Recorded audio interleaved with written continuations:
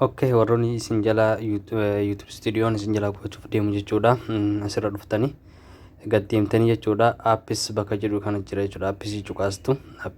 Appisii cuqaastan irra gadi deemtan jechuudha. Irra gadi buutanii jechuudha.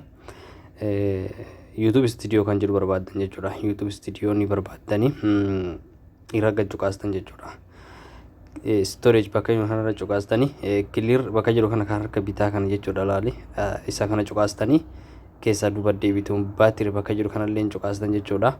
Keessa yoo akkana tahe ammoo isa jidduu kanarra keessanii yoo ammoo alooka yookiin alooka wajjin sanduwanni akka jechuudha. Wanni kana amma raasiin jiru kana akka amma kana godhu ilaal. Yoo akkana jiraate aloo gootan jechuudha.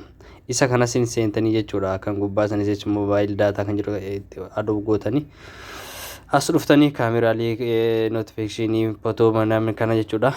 Isi sirreessitanii hayyama kennitaniif jechuudha. Erga kan hundayyuu gootanii jechuudha. Duubatti deebitu jechuudha. Duubatti deebitu Play seentan jechuudha. Play seentanii YouTube Studio jettanii jechuudha. Yata Studio jettanii barreessitanii jechuudha. YouTube Studio jettanii barreessitanii achi booda irra cuqaastanii jechuudha. Open yoonni ammoo jechuudha. Fakkeenya fi inni akkana jiraate bareeda yoonni ammoo update godhisin jedha update goota. Okay, amma jechuudha mee kiyya kun amma akkana jira jechuudha. Duubatti irraa haa deebi'u mee bakka reefsanii taa dhufuuti. Okay, appis haa barbaadu. Appis no asimi appis isa kana jechuudhaan cuqaastanii irra gadi buutanii jechuudha. YouTube Studio barbaadattan YouTube Studio kunooti. Okay, irra cuqaasee storage indhaqa akkuma seentanii akkana mara deemu kana clear gootanii duuba deebitu clear godhee jira jechuudha. Ammallee clear godhee baatirii seentanii keessa yoo akkana jiraate ka jidduu kana keessanii yookiin ammoo yoonni kan sanduuqa wahii isinii kenne aloo gootanii jechuudha. Yookiin hayyama kennitaniif jechuudha. Kan jidduu kanarra keessan isin jechuudha. Yookiin akkana jiraate jechuudha. Yoonni ammoo akkana jiraanne ta'e hayyama kennitaniif jechuudha. Isinii galee aloo jettaniin yoonni cufaa jiraate jechuudha. Okay, mobile qoy duuba deebi'aa. Mobile data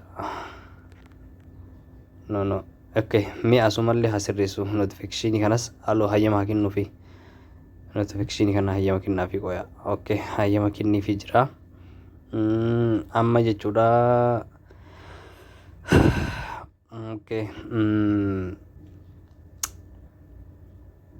Okay, ni sirraata jechuudha. Huma rakkoon qabu kunis hayyama kennuufi qabdanii hundi isaatu aloo irra jiraachuu qaba jechuudha. Mi'aan amma haaseenii wanni haa godhuuti. Play Store kiyya haa laalladhume YouTube Studio kiyya haa laaluuti. Okay, yaata YouTube Studio irra cuqaasii jira. Okay, amma update irra jira jechuudha kiyya. Huma rakkoon qabu mi'a amma YouTube kiyya haaseenii haa laalu. Okay, qoya ela mobile data kanas in kennitanii fayyama jechuudha. Mobile data kan inni kennitanii fayyama. Okay, kiyya kun amma jechuudha akkana sirratti